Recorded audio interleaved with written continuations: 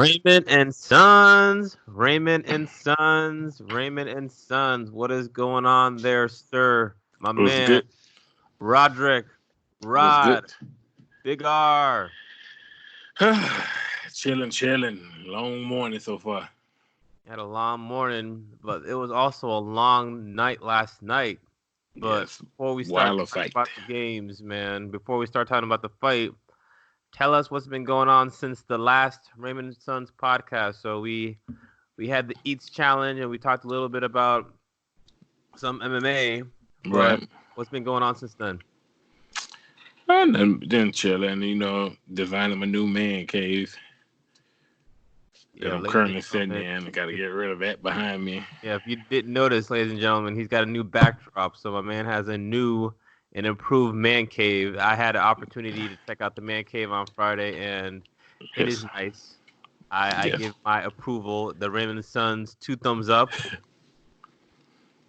Appreciate can it. Appreciate definitely it. see some games being watched at that location. I like the Yeah. way that it's come together. I like the way that you're able to just piece everything together and just make it flow. And with the blueprints that you've been sharing with me, I think the finished product is going to be very nice. So congratulations on that. Every man deserves a man cave, and big props to Calvina, Mrs. Roberts, for giving the approval. Allow me.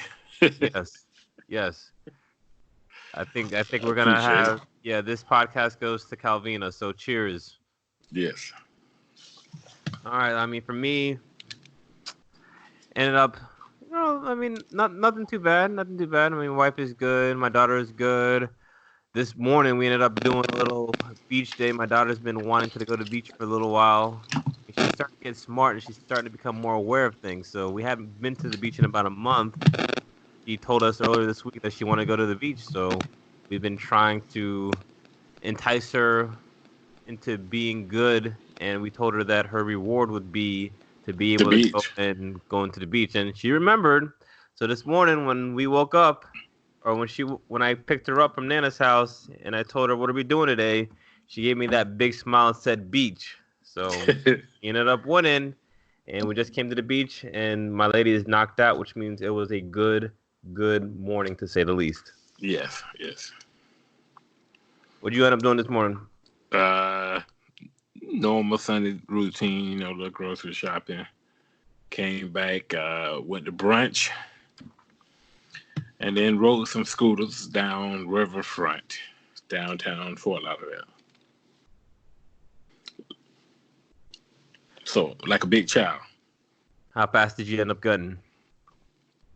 Oh, I had a newer one, so I got it up to like 16.5 miles per hour. Jeez. Man, the cops were about to pull you over, man.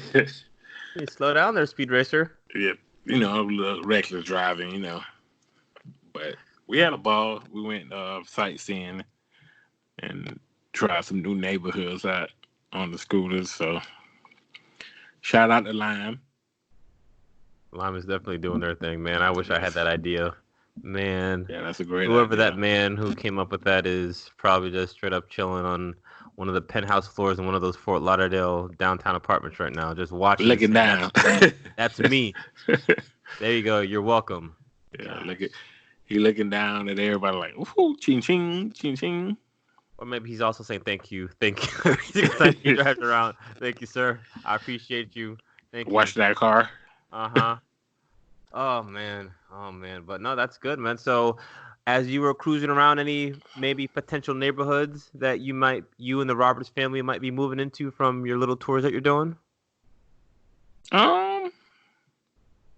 Yeah. Okay.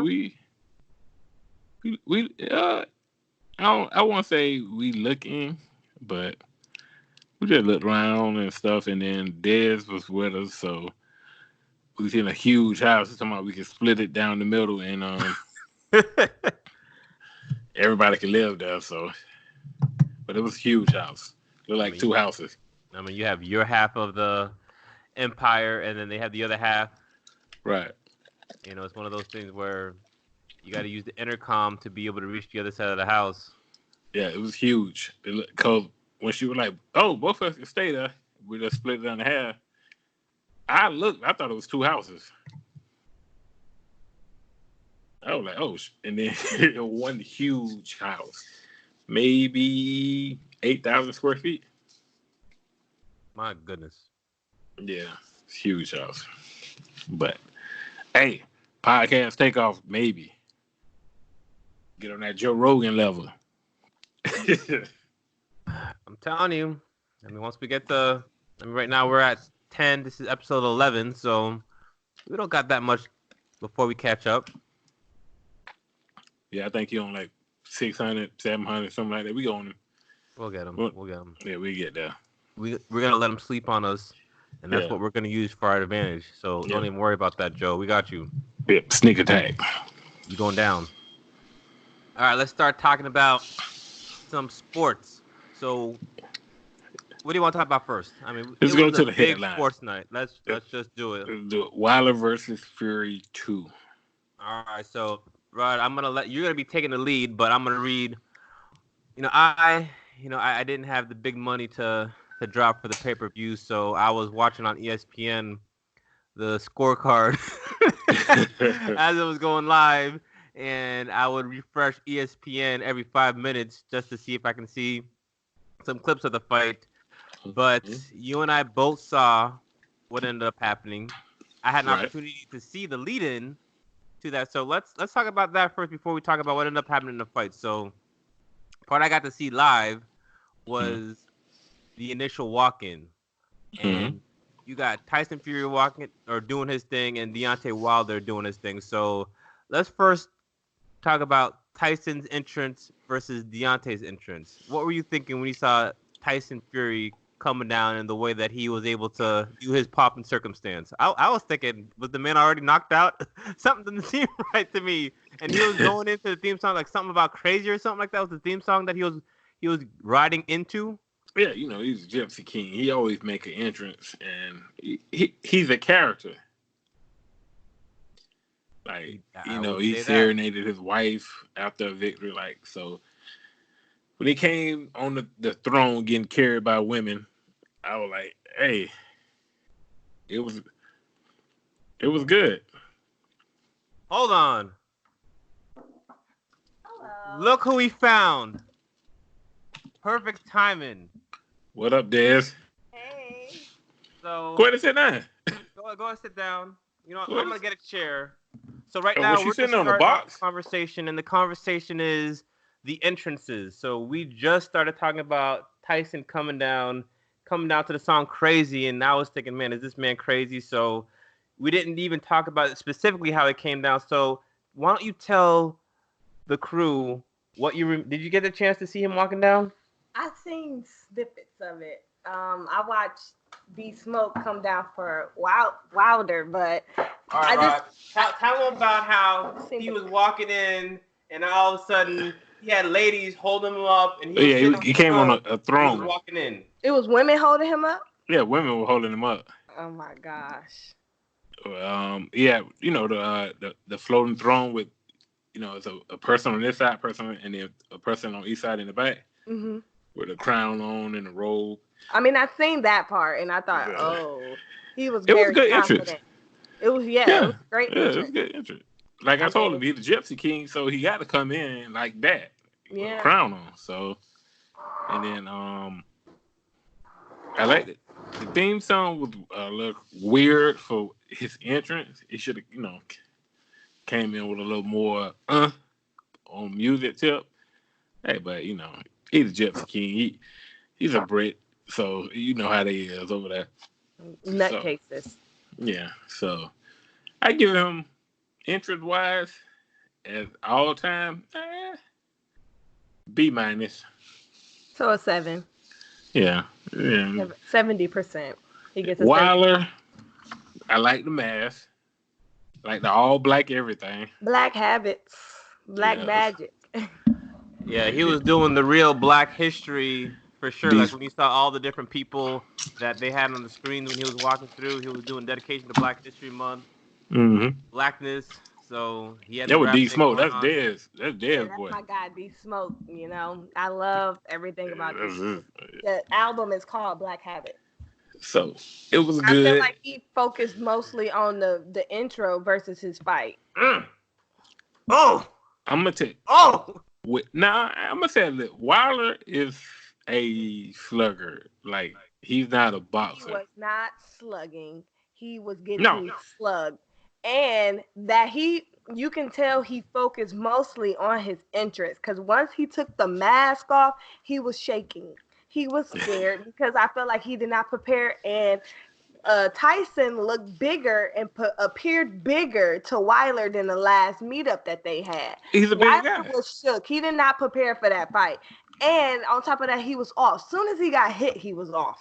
Yeah, It was he was. over with. Tyson is a bigger guy. He's 6'9". Yeah. Tyson walk around at 275. Mm-hmm. Wilder walk around at 223.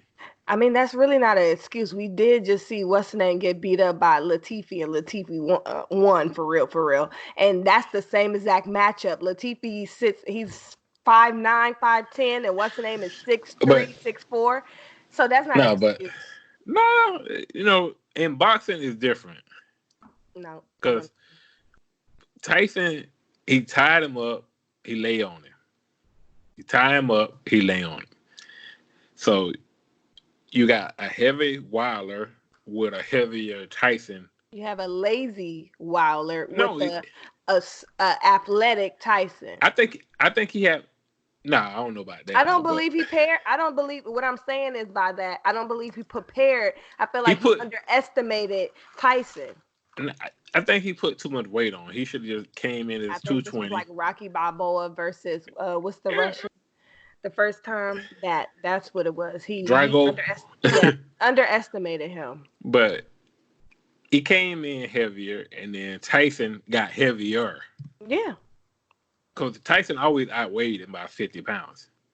But he was healthy. You could tell Wilder was not healthy. No, he was healthy. He looked big, but just because he looked big doesn't mean he was comfortable. No, but I'm saying like he wasn't comfortable. You carrying extra weight, and then you got a bigger Tyson, a bigger opponent laying on you. Yeah, I understand. They're gonna put a wear on you. I understand what you're saying, but at the end of the day, the man was not prepared. He did not check when he went down that checklist. A lot of the things he was checking off was unsure. But if you look at Wilder fights, he wait and hit you with that right. Fights. I watched both of them fight before. Yeah. I understand who he is. The first one he won. Fighter. I understand who he is as a fighter, but he was not prepared mentally. I feel like he was not there. And once he got rattled, it was over with. Yeah, Wilder waits on that big punch, that right hand. That bailed him out some fights because he hit you with the right and put you down. Yeah. The first fight, he knocked Fury out. The ref let him get back up. Yeah, he knocked him down. No, he knocked him out. It was 12 seconds.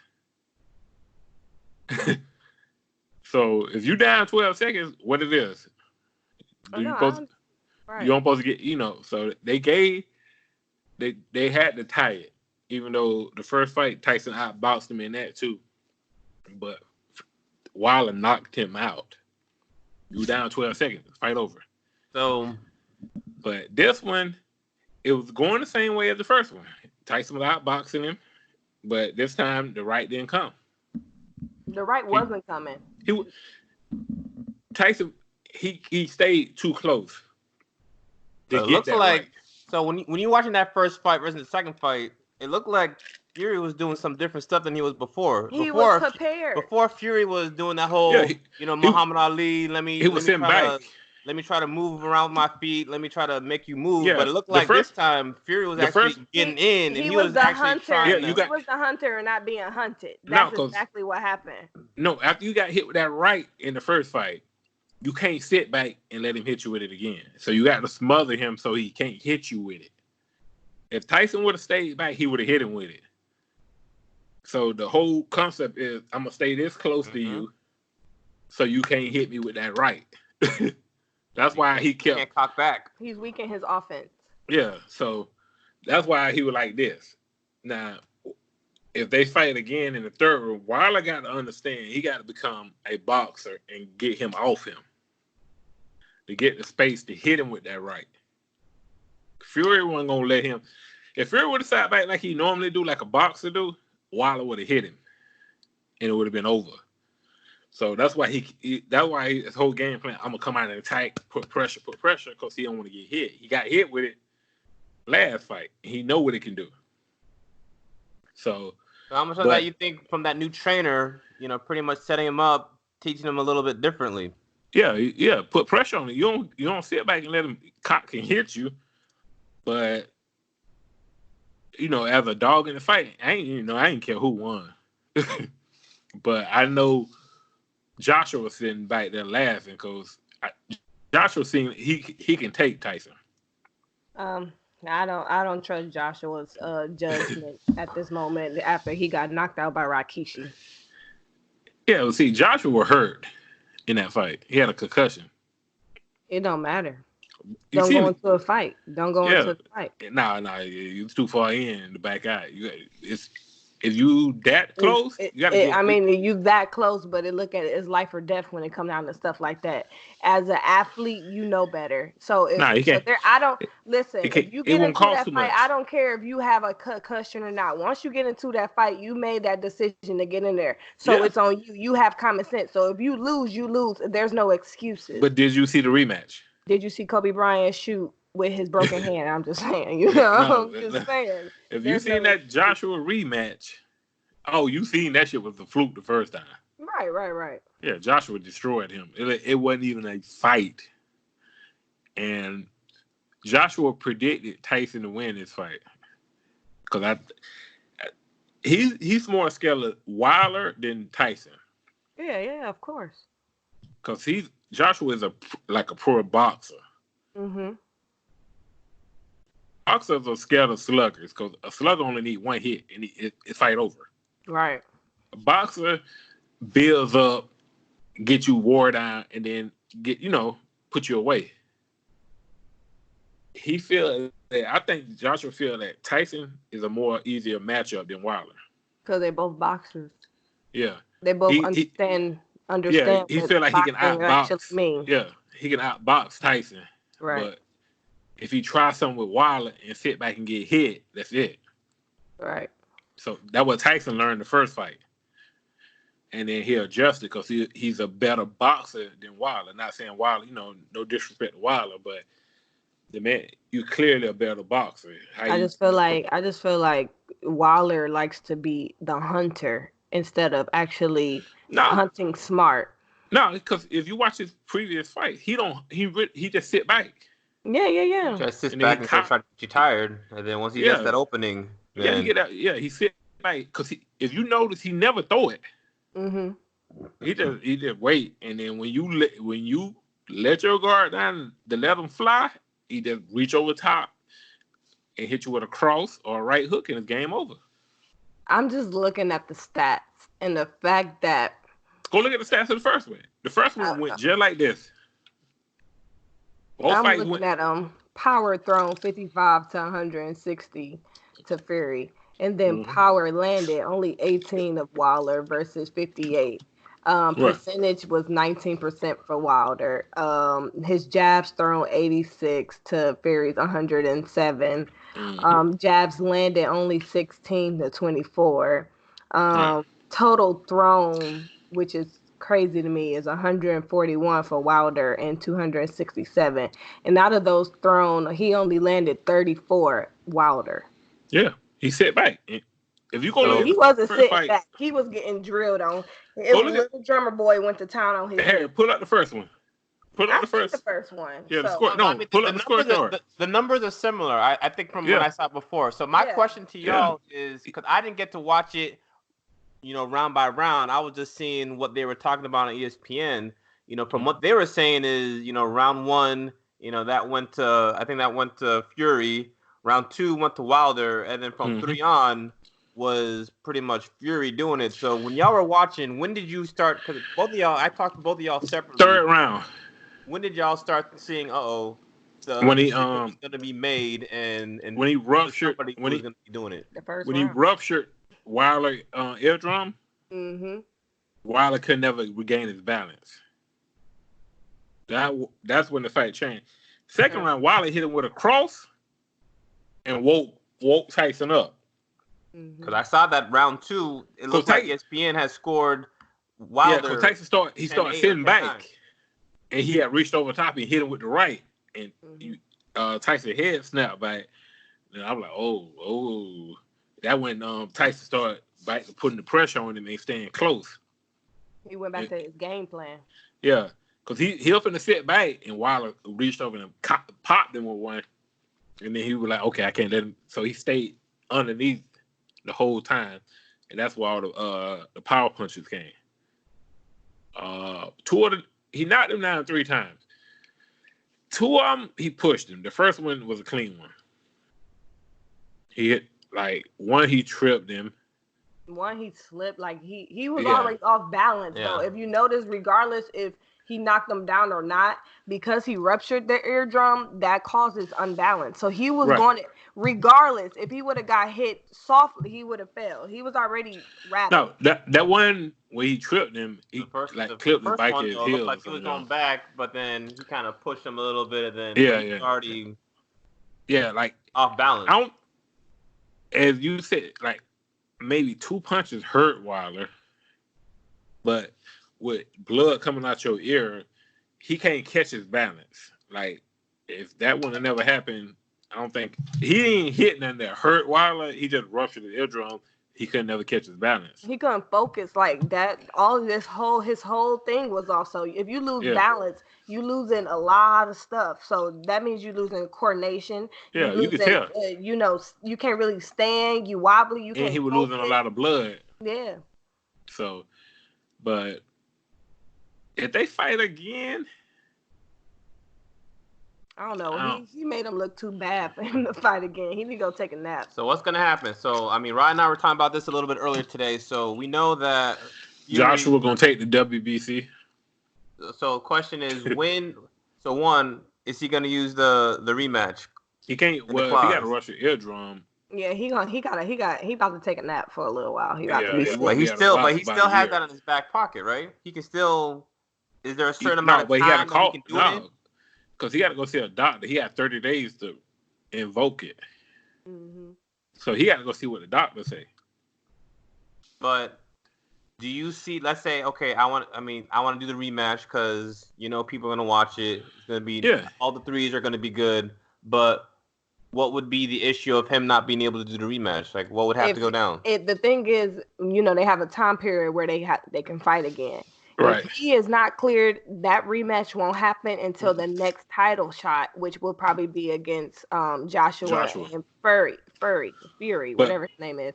And you got to fight in between. He can challenge them, but they have. And you got to fight in between that. Yeah. Wilder ain't gonna be able to fight if his eardrum ruptured. That's a year. It's different because, with the UFC, you could take a year and they'll let you fight for that title fight. Versus here, you have to keep fighting. Yeah, because it's ranking. Yeah. You gotta keep Joshua got to fight next month, I think, and then he got one more at the end of the year. That fight at the end of the year, he can switch out for Tyson. If I was Joshua, I get Tyson in the winter early. And take the WBC. Mm-hmm. But that also messed Wilder up, though. Because if Joshua and Tyson fight and Joshua win, Tyson going to want to fight Joshua again, not Wilder. But you can always... What'd you say?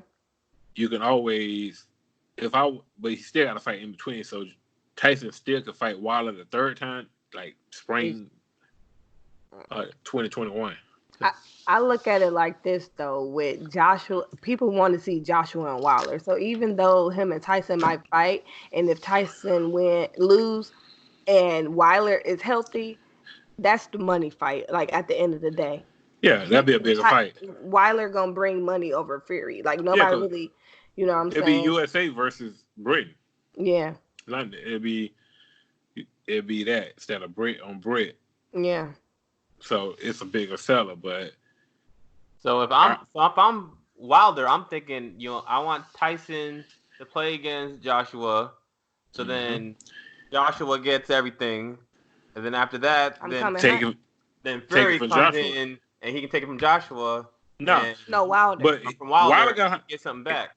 if Tyson fight Joshua and lose, and Joshua take the belt, Fury and Wilder got to fight before Wilder can go after Joshua. Mm-hmm. So I feel like this: Joshua, like he predicted Tyson to win, even though that he gonna say we from the same place, same country. No, that's a easier fight than Wilder. He feel like he can outbox Tyson, and he feel that Tyson power is not as strong as Wilder. So you'll go get the WBC. He probably put up his WBA or some or IBF against it, and then you take it from Fury. Let Wilder and Fury fight again while you sit back and fight a pushover again, and then you get the winner. And then you go from there. Because I heard Tyson and Joshua fight, I heard the purse like $200 million. Exactly.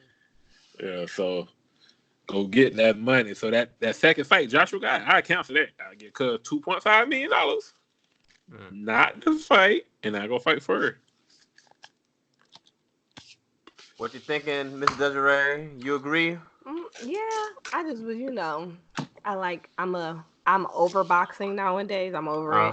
But my guy from Cleveland, Ohio, Stipe, called out Fury, even though it's not gonna happen. No, Stipe ain't want to fight Fury. But Stipe was a boxer before he was a UFC fighter. So Stipe ain't big enough. It doesn't matter. It doesn't matter. No, it doesn't. Because Stipe sits around at 250 anyway. But Stipe is like 6'1". It doesn't matter.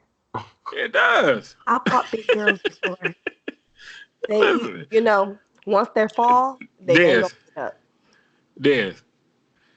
I'm going for Cleveland, Ohio. I'm sorry. Yeah, I understand that. You're right, hometown. But Tyson sits at 6'9" with an 86 arm reach. That's cute.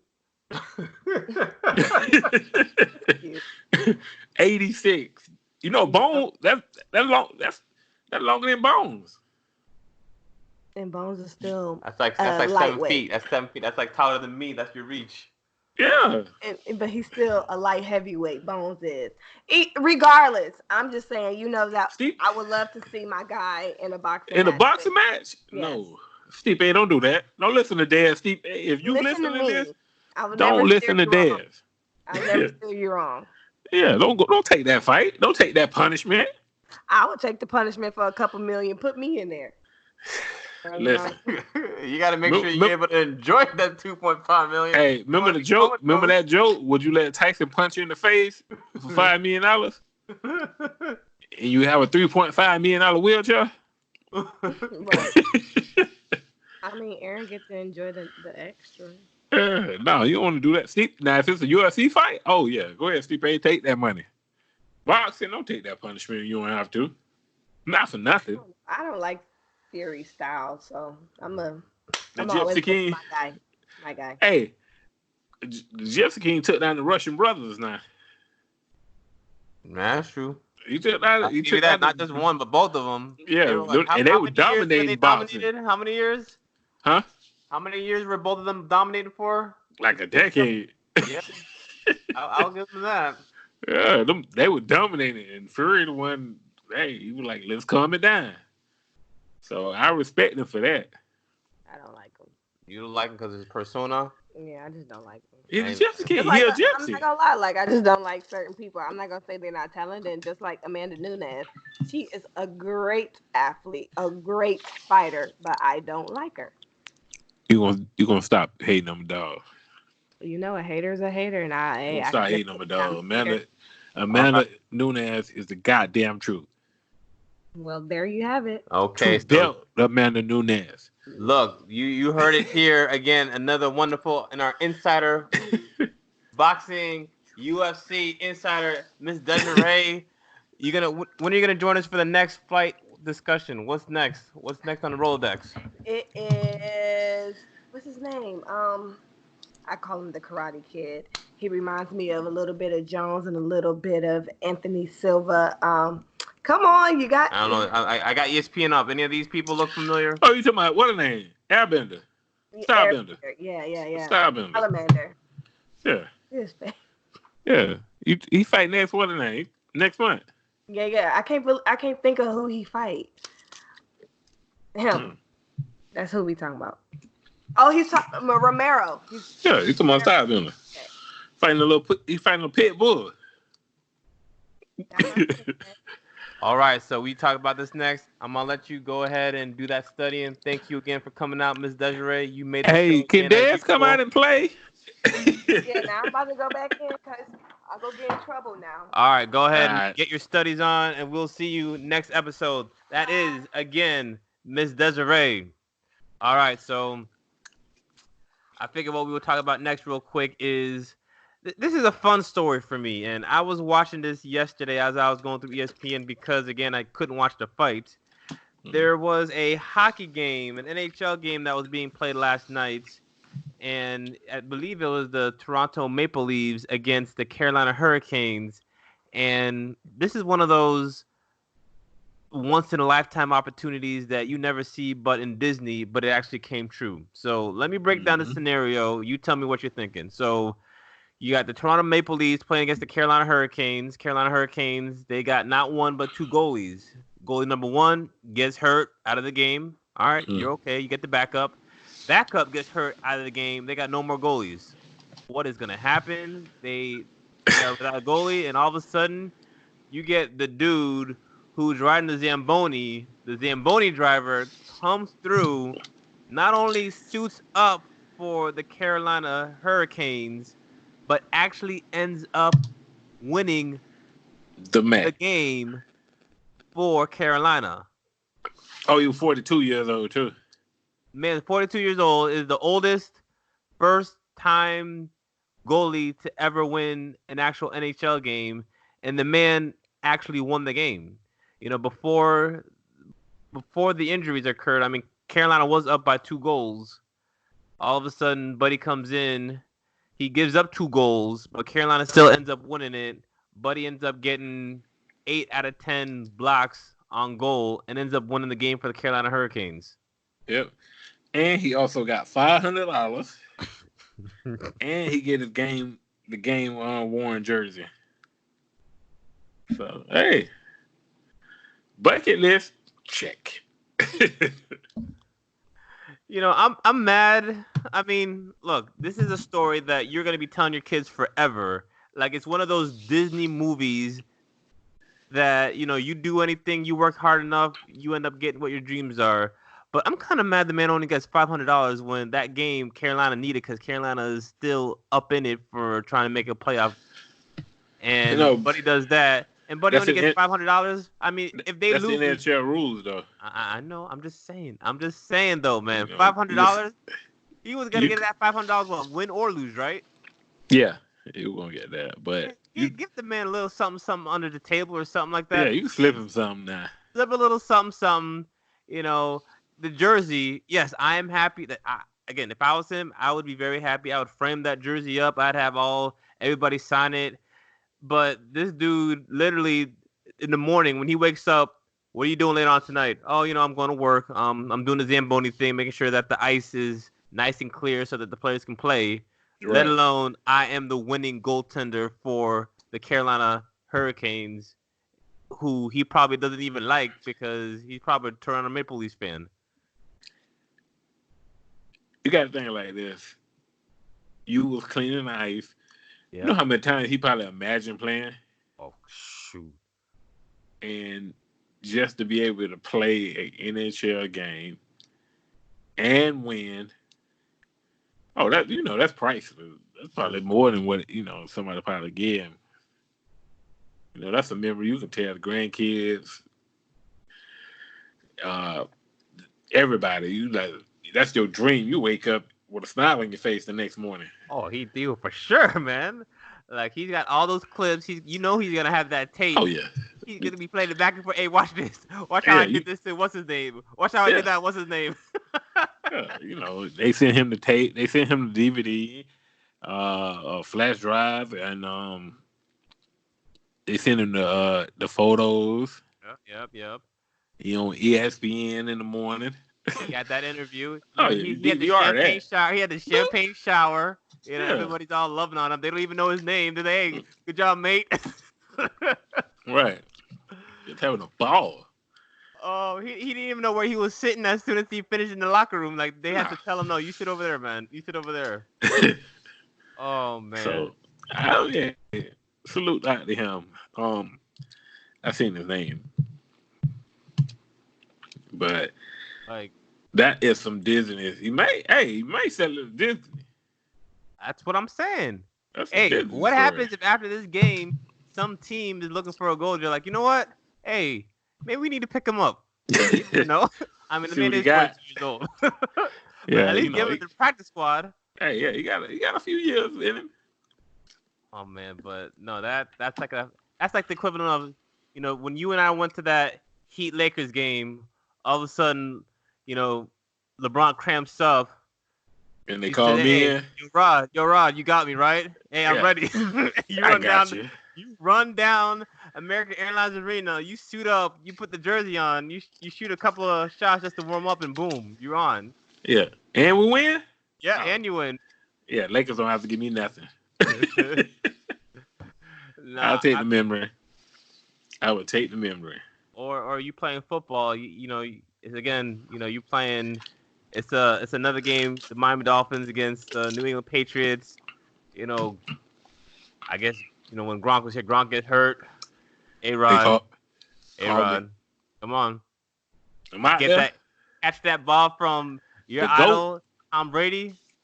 The GOAT. Oh yeah. Throw you a little screen pass to the side. Robert Kraft, save your money. No. I'm putting no check out. You just paid me. Oh man. I'll take that. Oh man, I appreciate it. Bill Belichick? I was coached by Bill Belichick. Bill Belichick shakes your hand, says, "Good job, good job, son." Son. If I can just get a picture of this somewhere, I'm good. Kraft don't write me a check, nothing. Don't pay me a dime. I kept passing for. Oh man. Catch a pass. And we win. You win. Maybe he signs the football for you. You get to keep the jersey. Have to do that. Keep the jersey. He don't have to do. You know what? I keep my. I keep my jersey. Your jersey, man. Yeah, they don't have to sign nothing. I got video. Oh man. It's video. It's on the internet. It's forever.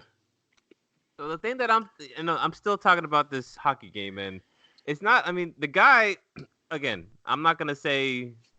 I mean, he actually wasn't one of those things where they were playing easy on him. Like, yeah, they were trying to go at him. They were trying to go at him because they saw an opportunity. The man stopped 8 out of 10 shots. You know, he was playing for a period and a half, and I mean, they were within striking distance. I mean, it was 3-1, I think. Then they scored 2 goals on him, or I think they scored 1, so it was like 4-1. And then I think after that, then Toronto scored 2 goals, so it was like 4-3.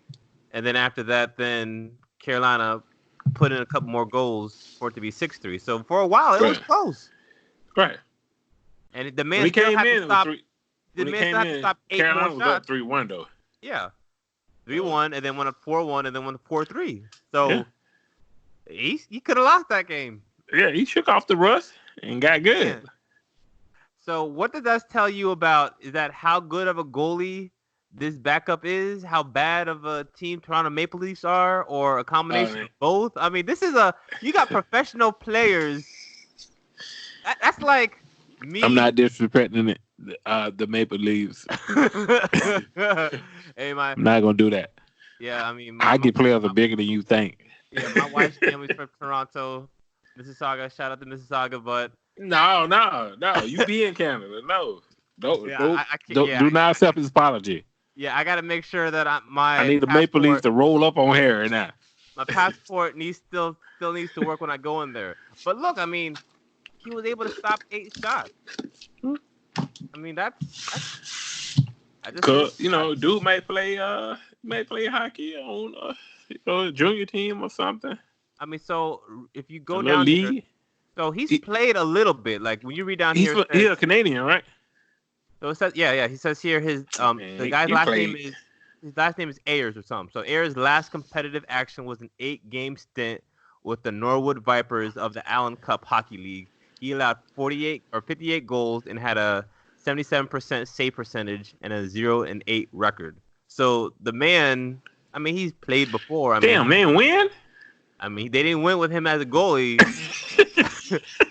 I mean, he had a that's crazy, though. 77% save percentage. So I don't know if that's good or bad. Like 77%. I mean, out of 10 Right. shots, you let 3 in. I mean, I guess for hockey, I don't know if that's very good or not. I don't know neither, but hey, the man couldn't win in that, but hey, he couldn't win in the junior league, but he won it in the shit. Oh my exactly. God. Jeez. That's a cool story though, man. Hey, but he also can say, hey, it wasn't me, it was the team. There you go. His team just had no offense, and he was he didn't no defense. Shit, every time he looked, somebody shooting at him. You gotta let him get. A field goal get in. Hey, this is how I can play if I got an actual squad, right? Yeah. Okay. Dang. That's a really cool story. So so thank you for talking about that. Shout out to him. Yes, shout out to him. So the last thing, I don't know how much into detail we want to go into this, but again, NFL 24/7, 365. Even though it's off season, there's some big news with the collective bargaining agreement with NFL owners with trying to do some changes to the schedule for the upcoming season. So this is what I'm reading, Rod. You tell me what you're thinking. So they're trying to do the collective bargaining agreement. It looks like the owners want a 17-game season. So 18 games. 18 games. Yeah, 18 games, but you'd have to play 17 games. You have one bye week. So the owners are pushing for that. And guarantee all the contracts.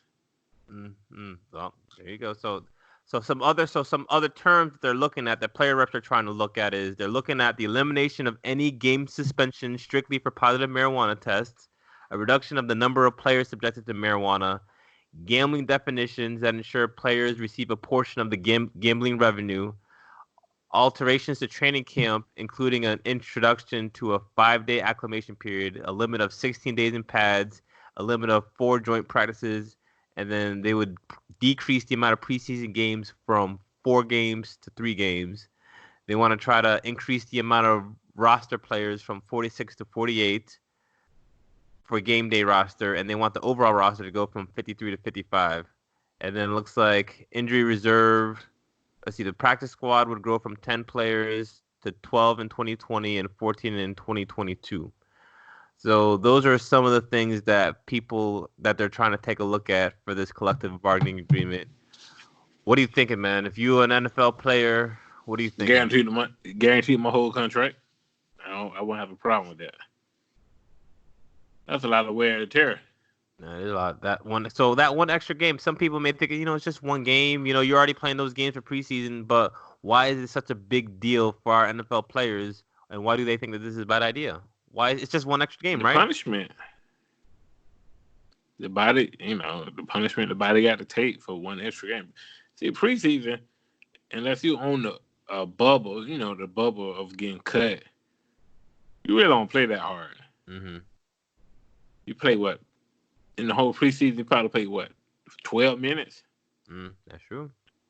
If you're a starter. Yeah. And then, unless you're a defensive player, then you play a whole quarter, game 3 or something like that. But the extra game, you got to play full speed. Yeah. So I tell the owners, listen, man, y'all can get that extra game, but you got to fully guarantee my contract. Give me, like the NBA. No, don't add a game for punishment on me, and then I'm getting $20 million guaranteed out of $80 million. And you can, after that 20 is paid, you can cut me at any time just to save your butt. No. So what this tells me too, like, how I was telling you the things that the players are really trying to push for, and everything's around marijuana. That's just telling you that players are using marijuana just to help heal after some of these games. Yeah. To cope, to calm down, maybe it helps heal. I don't know. I mean, relax. But relaxing, like they're really pushing that. And you got a lot of players who really do believe in the marijuana. They say that it really does help out with pain. It helps out with just some of the healing effects. Right. So that's just telling me right there that a lot more people who are who are taking it, then people are saying it's not just for recreation. Is what Right. this is telling me. If they're pushing like that, So I would say fully guarantee my contract, and we'll get the extra one. I think the fully guaranteed that would be the way. But what do you think the owner is going to say to that? No. Well, see, so But then no, I said no to that would the player association come yeah. in. Oh. Tell them now we good. Oh. 16 is fine. So we'll just do it like that. Because if you can't fully guarantee how about this? Can't 100% it, 80% it then. You going from 0 to at least 80, 100. Yeah. Maybe you meet in the middle. Nah, I need more than 50%. I need 80. But right now, 0, right? Yeah. I need 80. We're going to forget 50. I want 80% guaranteed contract. Don't sign me to a $150 million contract, $65 million guaranteed. Or not even 65. Even, what, 50 of it to be guaranteed or something like that? Let's just make an easy number. 100 million. You want 80 million to be guaranteed. No, I'm saying no. The current contracts. You give me 150 million. What, 40 of it guaranteed? Yeah, maybe. It looked good on paper. Yeah. But when you do 40 million divided by how many years and how many games? Yeah, it looked. On paper it looked good. Oh shit. People. Rod just got a $150 million contract. No, Rod didn't. No, he didn't. Rod just got a $40 million contract. Mm-hmm. So, it looked good. Now, if I'm in a position where I can outplay that contract, that's a different story. And I'll never get hurt severely. Mm-hmm. That's a different story. Then I earn that money. Mm-hmm. I get the whole 150 because I'd be able to play out the contract at a higher level. But if I slip 1 year, they trying to figure out how to get out of it. Year 3, they be like, okay, Rod production is the same way it was the year before that, or he ain't lost a step or something like that. Now they want out. So the NFL owners, they're looking for this because they want to make more money. You got one extra game that is being played. Right. So with that one extra game, you got all those tickets. You got that TV money. That's so going the TV to... money go up because they get to sell, commercials and ad spaces, and so the TV money deal go up because we're giving y'all one extra week of that's football. the reason, and that's the reason why they want it. So fully guaranteed the contracts. Fully guaranteed the contract. I'm like 99.9% sure no NFL player would object to a 17 game. Mm-hmm. And then some of the I heard they wanted to do 18 total with a 19 bye. Wow. They wanted to add 2 more games. Jeez. No, you got to fully guarantee my contract. I'm not taking that much punishment. Then if we make it to the playoffs, and if you think about it, and we make a little run, the more games you play, the more of an opportunity for you to get hurt. And again, we even saw in the playoffs how those teams that had those buys, they looked a little fresher than those other teams. Like everybody automatically healed. And this was just off of 1 week off of not playing. So NFL, you fully guaranteed them contract owners. Well, NFL owners, you get fully guaranteed the contract. I'm pretty sure 99.9% of the players would not have no problem with that. Now the money might change. That's the other thing too. Is those contracts? Those contracts don't mean the same because you're playing extra games now. Yeah. But I'm saying the money might change, like as of them giving you new contracts instead of them giving you ridiculous $200 million, 80 of the guaranteed. They might offer you $100 million contract and just give you that. Mm-hmm. It'll make more sense, like a Kirk Cousins deal. Mm-hmm. Instead of, like it's rumored that Patrick Mahomes gonna get 240. Mm-hmm. Even though he's, a quarterback, he probably, he has a higher percentage of meeting that goal and completing that contract. Yep. But if they fully guarantee the contracts, they're not handing out no more $240 million contracts. No. They'll say, okay, 100 guaranteed. Here you go. Yeah, because a lot 80, of 80 guaranteed for like defensive backs or whatever. This is what we're gonna give y'all. Live with it. like I don't know. I mean, I should just look it up. But what percentage of contracts you think actually go full to that number that they're talking about? Quarterback, wide receiver, lineman, offensive lineman, and tight ends. So we pretty much saying the linebackers don't get it, the running backs don't get it, and then in as far as your whiteouts, it's not even all whiteouts. It's just your top five. 10, top 5, top 10. Yeah, top five. I play their contract. Like your Julios, your D Hops, your Antonio Browns, your Michael Thomas. Like they outplay their contract and earn more money. But when it comes to completing a full contract, the top 15 quarterbacks gonna get that easy. The Russell Wilsons and all that, like that contract he signed, he gonna get all that. He gonna get every penny of that and more.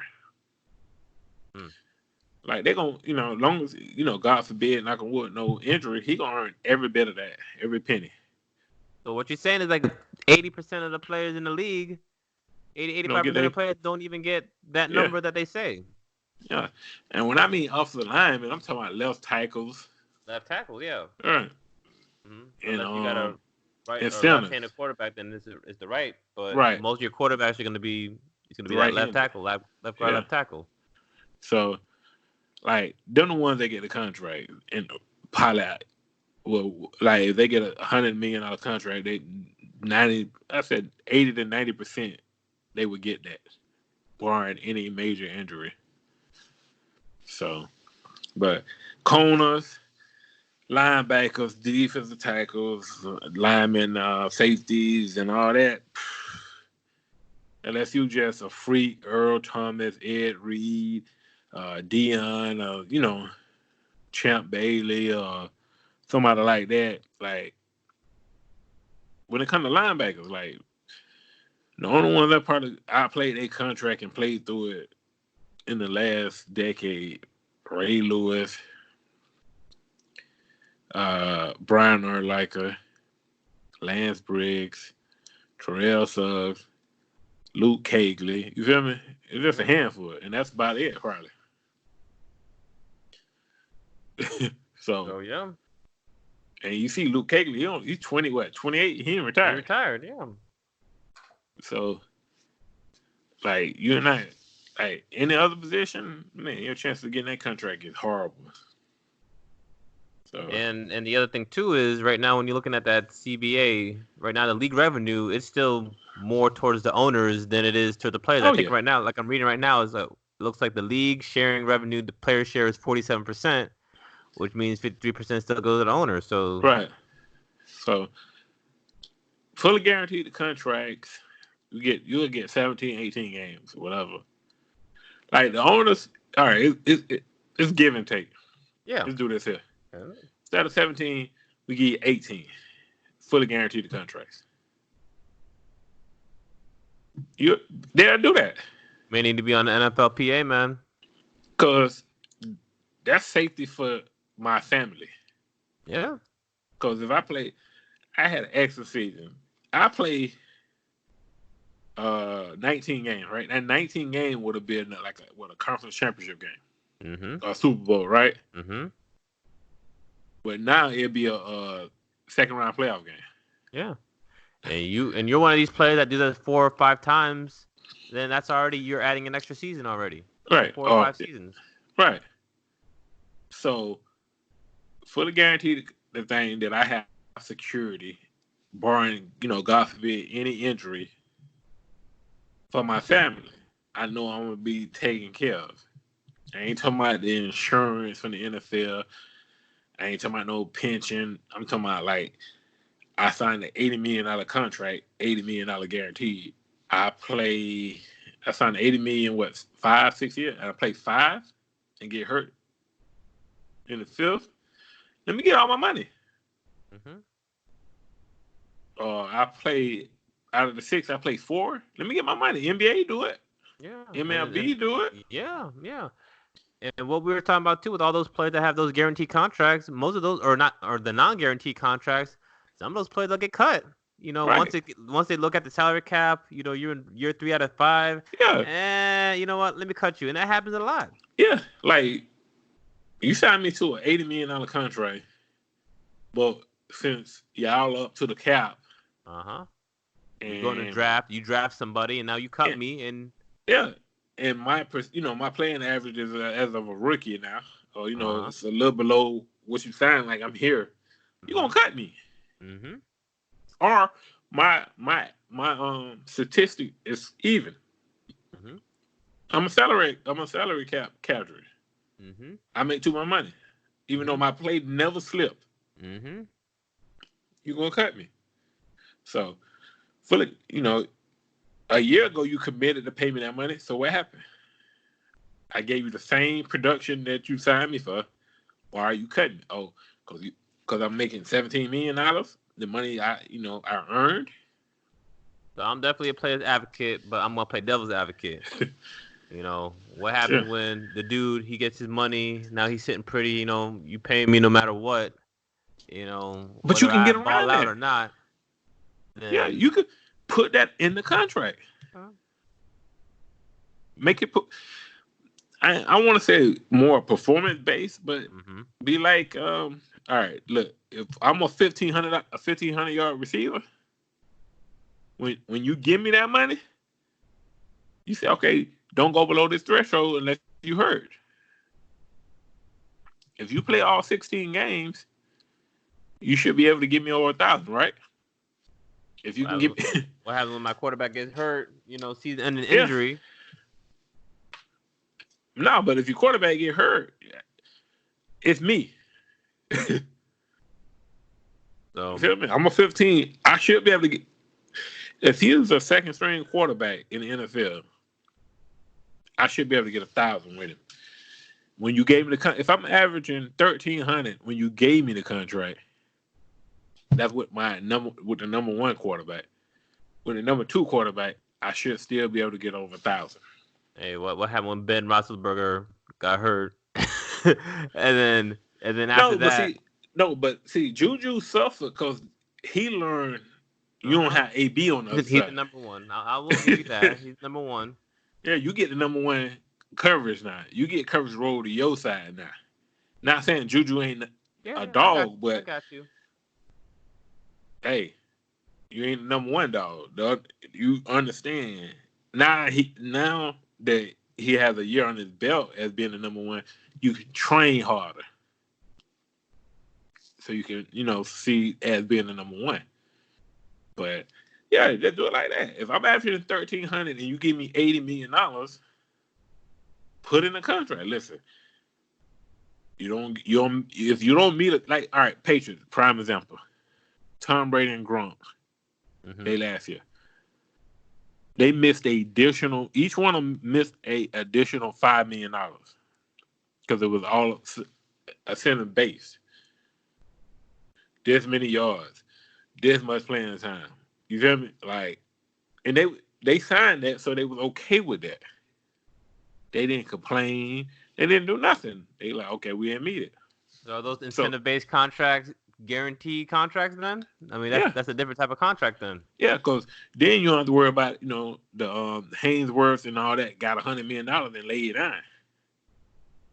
Because if you put it in, they're going to keep working hard. They're going to get paid and be like, oh, I got $100 million guarantee, so cut me. I go home and get paid. But but a lot of the non-guaranteed pieces of those contracts, aren't they the incentive-based pieces of the contract? They are, because the only thing you got to do is keep producing, and you'll get the contract. You're just saying that'll prevent the whole cutting if you get cut, right? Because you're get paid. Yeah, it's not because you ain't. You're not. Your production didn't go down. It's just that you get paid too much. And they feel like they can get a rookie that can give your same production.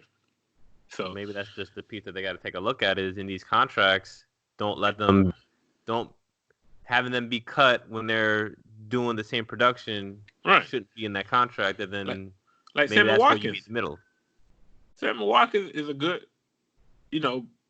player for the Chiefs. He's gonna get cut because he making too much money.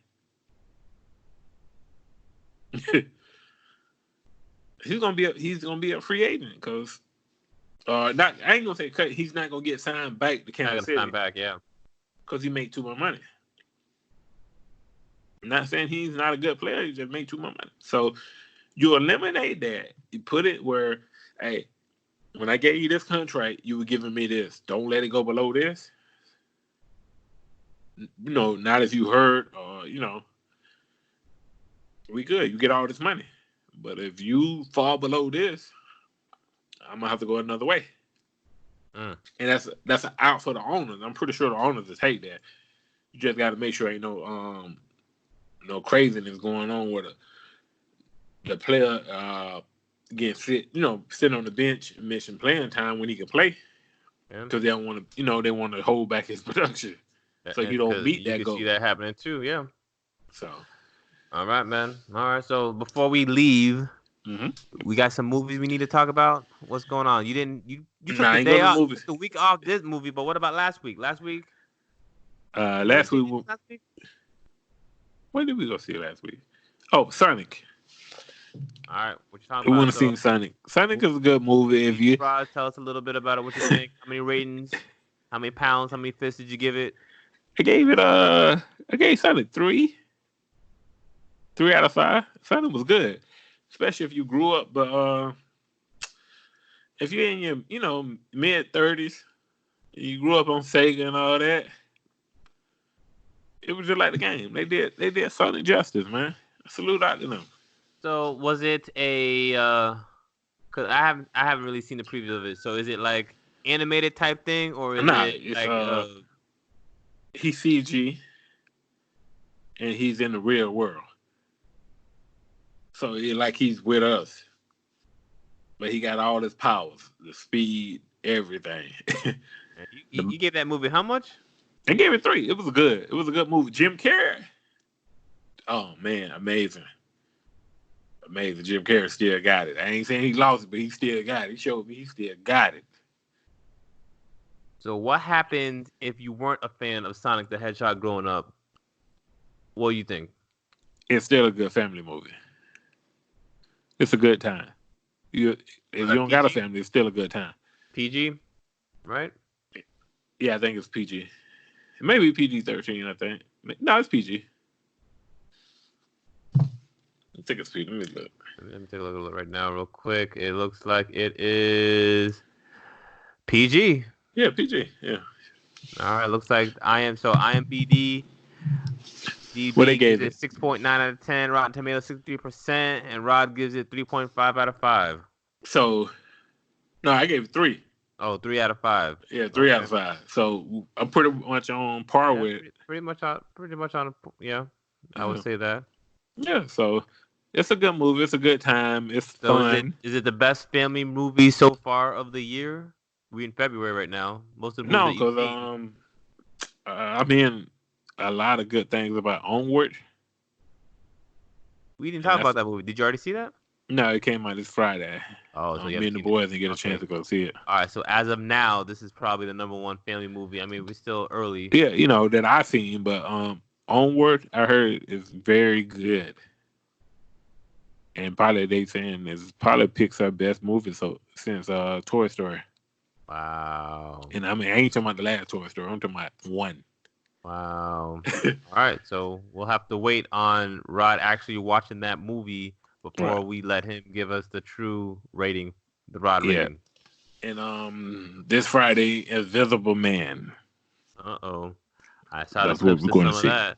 Yeah. That one looks like it's gonna be fun. It's gonna be a lot. It look like a domestic violence. That's what I was gonna say. So, yeah, my wife is not gonna be seeing that, and neither will I. So you will just have to let us know. But I heard Elizabeth Moss is killing it. Oh, I'm sure there's revenge, and I'm sure No, I'm talking about I heard she's killing the role because she playing. She acting against nobody. But I'm sure she also is. Well, that's pretty hard to do when you act against nobody. That's kind of like that Will Smith,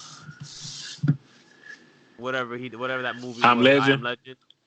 Yeah, so the only person that's kind of a tough thing. Or what's his name with Wilson having to be the only person? Tom Hanks having to act with a soccer ball.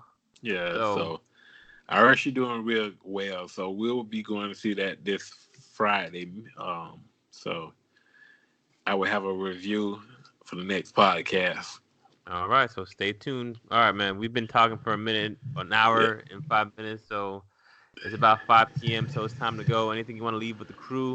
How can the crew get a hold of us before we go? Yes. So IG Raymond the Sun Podcast, YouTube Raymond Sun Podcast, Twitter Raymond Sun Podcast. Like, subscribe, thumbs up, do everything. And don't forget to share. Yes, share that information. Because now when I'm trying to come out to Joe Rogan.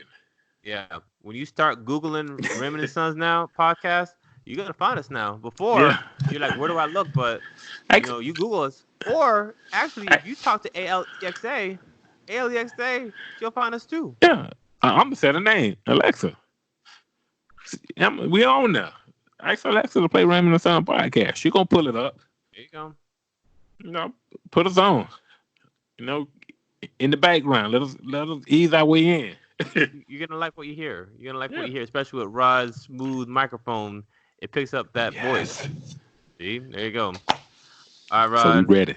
There you go. Do work. Until next time, another wonderful podcast. I'll see you when I see you. All right. Peace. Take it easy.